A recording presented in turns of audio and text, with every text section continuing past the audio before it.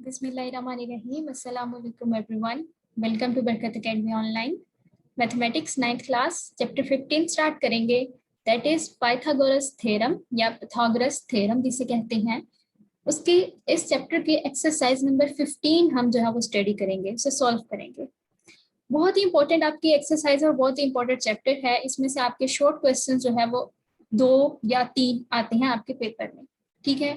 तो जी स्टार्ट करने से पहले सबसे पहले जो ये जो पाइथागोरस थ्योरम है इसको समझ लेते हैं कि ये बेसिकली क्या है, क्योंकि इसे समझना ये बहुत ही जरूरी है। ये बेसिकली एक फार्मूला ही है, पाइथागोरस थ्योरम एक फार्मूला ही है और इसी फार्मूले की बेस पे आपके इस चैप्टर की सारी एक्सरसाइजेस जो है वो सॉल्व होंगी। ये चैप्टर आपकी एक्सरसाइज नंबर 15 भी और इसकी रिव्यू एक्सरसाइज भी।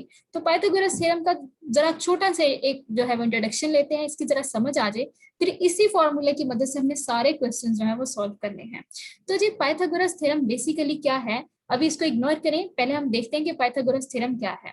तो पाइथागोरस थ्योरम मैंने भी आपको पहले कहा कि एक फार्मूला है और वो फार्मूला किस पर अप्लाई होता है, it applies to right angled triangle. ये सिर्फ एक ऐसी ट्राइंगल के लिए सिर्फ है, बस मतलब ट्राइंगल के लिए होता है, लेकिन और सारी ट्राइंगल्स के लिए नहीं, सिर्फ ऐसी ट्राइंगल के लिए जो राइट एंगल हो, ठीक है, उसके ऊपर सिर्फ ये फॉर्मूला लग सकता है और किसी ट्राइंगल पर ये नहीं लग सकता। अब राइट एंगल ट्राइंगल कौन सी होती है? सो जी राइट एंगल ट्राइंगल ऐसी ट्राइंगल होती है, right angled triangle is a triangle having one angle of 90 degree. ठीक है, कि राइट एंगल ट्राइंगल एक ऐसी ट्राइंगल होती है जिसका एक जाविया 90 डिग्री का हो। अब ये मैंने एक राइट एंगल ट्राइंगल बनाई है, ट्राइंगल ए बी सी है आपके पास, तो ये आप देख सकते हैं इसका एक जो जाविया है, एक इसकी साइड जो है वो 90 डिग्री की है। ठीक है, मतलब बिल्कुल सीधी अगर हो तो उसे हम 90 डिग्री की कहते हैं। ठीक है, तो अगर एक ट्राइंगल की एक साइड बिल्कुल सीधी हो तो उसे हम कौन सी ट्राइंगल कहते हैं? Right angled triangle. और ऐसी ट्राइंगल पे ही सिर्फ पाइथागोरस थ्योरम लग सकता है। अब इसका जरा देख लेते हैं, इनके साइड्स के कुछ नाम हैं। ठीक है, इस तरह की अगर आपके पास ट्राइंगल हो तो ये राइट एंगल्ड होती है, क्योंकि इसका एक जो एंगल है वो 90 डिग्री का होता है, या हम कह सकते हैं उसकी एक साइड जो है वो बिल्कुल क्या होती है? स्ट्रेट होती है, सीधी होती है। ठीक है, तो अब जो है मेरे पास जो इसकी सबसे नीचे वाली साइड होती है उसे हम बेस कहते हैं, क्योंकि ये इसकी बेस है ना, मतलब बुनियाद है, ट्राइंगल की बुनियाद है, तो इसे हम बेस कहेंगे। ठीक है, इसी तरह से जो इसकी सीधी वाली साइड होती है, बिल्कुल सीधी, उसे हम आल्टीट्यूड या फिर परपेंडिकुलर कहते हैं। ज्यादा फेमस नाम इसका आल्टीट्यूड है, परपेंडिकुलर भी से कभी कभी बोल दिया जाता है। आल्टीट्यूड को उर्दू में जैसे बेस बुनियाद, हमने इसको याद रख लिया कि बुनियाद मतलब जिसके ऊपर बाकी ट्राइंगल खड़ी है वो बेस हो गई, बुनियाद हो गई, और आल्टीट्यूड कहते हैं बुलंदी को। सो ये है आपके पास इसकी बुलंदी, इसकी हाइट। ठीक है, तो इस वजह से इसका नाम है जी आल्टीट्यूड, या फिर हम इसे परपेंडिकुलर भी कहते हैं, क्योंकि ये परपेंडिकुलर साइड है ना, 90 डिग्री वाले को परपेंडिकुलर ही बोलते हैं। ठीक है, तो ये इस साइड का नाम आल्टीट्यूड है, इसका बेस है। और ये वाली जो इसकी साइड होती है इसे हम हाइपोटेन्यूज कहते हैं, हाइपोटेनस। ठीक है, ये साइड सबसे लंबी साइड होती है, ऐसे ही है ना, ये आप देख सकते हैं ये सबसे लंबी साइड है। ठीक, एक राइट एंगल ट्राइंगल की सबसे लंबी साइड कौन सी होती है? हाइपोटेन्यूज होती है। यहां तक बात समझ में आ गई। अब ये जो मैंने रेड से लिखा है ये क्या है? ठीक है, देखें, बेसिकली यहाँ पर हमारे मेजरमेंट लिखी होती है। जब भी हम ट्राइंगल बनाते हैं हम साथ ABC नाम देके फिर हम लिखते हैं ये 10 सेंटीमीटर की लाइन है, ये लाइन 12 सेंटीमीटर की है और ये 5 सेंटीमीटर की, इस तरह लिखते हैं ना। तो जो हम यहाँ पे सेंटीमीटर वाली मेजरमेंट लिखते हैं ना, उसकी जगह पे मैंने ये जो है वो अल्फाबेट्स लिखे हैं छोटे वाले। ठीक है, अब इनका मतलब क्या है, ये मैंने कैसे लिखे हैं गौर से देखिएगा। जो मेरे पास साइड है उसके ऑपोजिट लिखा है, जैसे ये ए है ना, ए के ऑपोजिट साइड ये है। ठीक है, इसके मुखालिफ यही साइड है, तो इसको मैंने स्मॉल ए से लिख दिया कि इसकी मेजरमेंट स्मॉल ए होगी। वैसे ये एक मैंने जो है वो एक नोटेशन है, इस तरह से हम इसको लिखते हैं। ठीक है, अब इससे हमने एक फॉर्मूला बनाना है, इसलिए इसको इसी तरह लेकर चलना है। आपने ABC लिखना है और जो इसके ऑपोजिट है उसे हम A सेंटीमीटर, मतलब मेजरमेंट को ही जाहिर कर रहा है, तो A मेजरमेंट होगी यहाँ पर। इसके ऑपोजिट जो हाइपोटेन्यूज की फिर मेजरमेंट होगी वो कितनी होगी? C। और इसके ऑपोजिट जो होगी इस वाली बेस की फिर मेजरमेंट कितनी होगी? B। ठीक है, आई होप ये बात समझ में आ गई कि ये ACB कहाँ से आया है? ऑपोजिट साइड की वजह से। ये तो इनके नाम हो गए, ठीक है, और इसके ऑपोजिट जो है वो A हो गया, और ये इसके ऑपोजिट C, और ये इसके ऑपोजिट B। ये स्मॉल लेटर्स हैं और ये सारे कैपिटल लेटर्स हैं, और ये इनकी साइड्स के नाम थे। ठीक है, यहाँ तक समझ में आया। अब हम चलते हैं असल फार्मूले की तरफ। पाइथागोरस एक साइंटिस्ट था बेसिकली, जिसने जो है वो राइट एंगल पे सारा काम किया था। राइट एंगल ट्रायंगल पे, और फिर उसके बाद उसने एक फॉर्मूला दिया था। अब वो फार्मूला क्या था, हमें उससे गर्ज है। मैंने आपसे कहा था, ये बात याद रखिएगा कि हाइपोटेन्यूज सबसे बड़ी साइड है, तो अगर ये सबसे बड़ी है फिर ये दोनों इससे छोटी है, यही मतलब है ना। तो ये देखिएगा जरा, फॉर्मूला ये है आपके पास कि जो हाइपोटेन्यूज है, ये मैंने इसे शॉर्ट लिखा है HYP से सिर्फ लिखा, पूरा नहीं लिखा, ठीक है। हाइपोटेन्यूज बराबर है आल्टीट्यूड जमा बेस के, ठीक है। Hypotenuse is equal to altitude plus base, ठीक है। कि अगर इन दोनों को मैं प्लस कर दूं तो ये आ जाता है। सिर्फ प्लस नहीं करना, क्या करना है, सबका स्क्वायर भी ले लेना है, ठीक है। तो बहुत ही आसान फार्मूला हो गया कि हाइपोटेन्यूज का स्क्वायर बराबर होगा आल्टीट्यूड के स्क्वायर के जमा बेस के स्क्वायर के। ठीक होगी बात। ये सिर्फ यही फॉर्मूला है जो आपको याद रखना है इस पूरे चैप्टर में, ठीक है।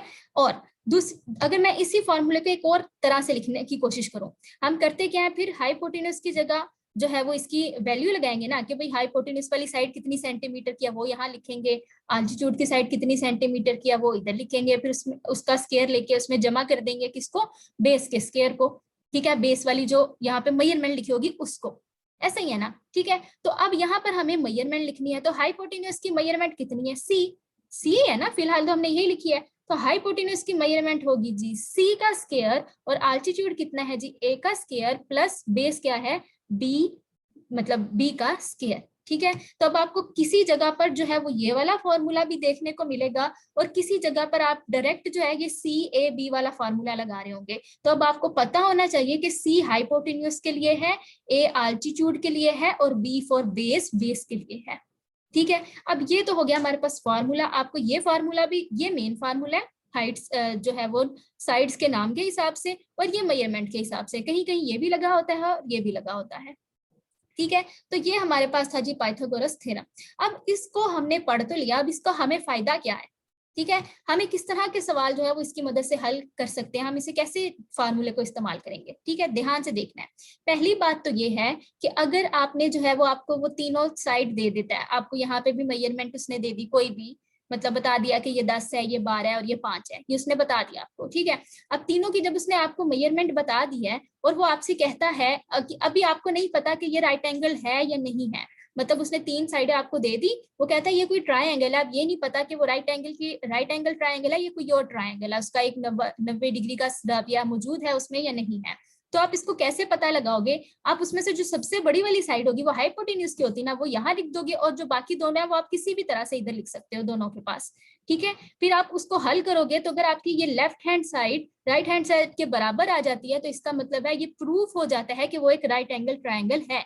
और अगर ये दोनों साइड बराबर नहीं आती, तो इसका मतलब है वो राइट एंगल ट्रायंगल की मेजरमेंट्स नहीं है। पहला इसका काम तो ये हो गया, ठीक है। और दूसरा काम इसका ये है कि अगर आपको इनमें से, वो कहता है मुझे एक राइट एंगल ट्रायंगल है, उसकी हाइपोटेन्यूज भी वो बता देता है, आल्टीट्यूड बता देता है, वो कहता है बेस मालूम करो। तो हमें पता है एक फार्मूले के अंदर अगर आपको 3 चीजें टोटल है ना, कोई सी 2 भी अगर पता हो तो आप तीसरी चीज आसानी से मालूम कर सकते हैं। अगर ये आपको मालूम करना हो तो ये दोनों वो देगा, ये पता लगाना है तो ये दोनों आपको दी होंगी, और ये दोनों दी होंगी, ये आप पता लगा सकते हैं, ठीक है। ये सारा मैंने ओवरव्यू दिया है। अब इन्हीं सारी बातों को हम क्वेश्चंस में सॉल्व भी करने की कोशिश करेंगे। तो ये एक बार मैंने साथ लिख भी दिया है कि इन दोनों, इसकी एप्लीकेशन क्या है, हम इसे कैसे सवालों में इस्तेमाल करेंगे। If left hand side is equal to right hand side, then given measurements of sides are the sides of the right angle triangle। तो जो हमें जितनी भी मेजरमेंट दी होंगी, इसका मतलब ये है कि वो एक राइट एंगल ट्रायंगल बनाती हैं।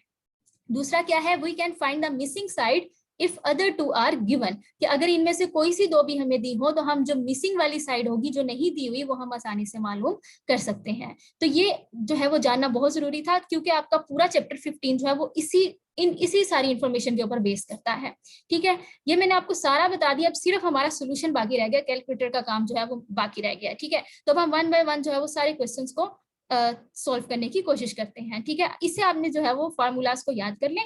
तो चलते हैं जी, एक्सरसाइज नंबर जो आपकी 15 है बेसिकली, उसका क्वेश्चन नंबर 1 है आपके पास। वो कहता है आपसे, verify that the triangles having the following measures of sides are right angled, ठीक है। वही सवाल आ गया ना जो भी हम पढ़ के आए हैं, कि वेरीफाई आपको क्या करना है, verify that the triangles having the following measures, कि जो नीचे आपको ये मेजरमेंट दी हुई हैं, ये वाली ट्रायंगल्स जो है वो राइट एंगल बनाती हैं ट्रायंगल या कोई और ट्रायंगल बनाती हैं। तो हमने इसी तरह मैंने बताया था ना कि अगर आपको तीनों दी हो तो आपने लेफ्ट हैंड साइड को राइट हैंड साइड के बराबर करके देखना है। अगर दोनों साइड्स बराबर आ जाती हैं तो इसका मतलब है वो जो तीनों साइड दी हुई है वो राइट एंगल बना रही हैं, राइट एंगल वाली ट्रायंगल बनाती हैं। और अगर तीनों साइड बराबर नहीं आ रही तो इसका मतलब है वो राइट एंगल वाली ट्रायंगल नहीं बना रही हैं। ठीक है, तो अब इसको सोल्व कैसे करेंगे वो देखते हैं। तो पहला पार्ट है आपके पास क्वेश्चन नंबर 1 का। टोटल इसके 4 पार्ट है, हम यहाँ पर 2 सॉल्व करेंगे। तो a is equal to 5 centimetre, b is equal to 12 centimetre, c is equal to 13 centimetre. ठीक है, तो जी सॉल्व करना शुरू करते हैं।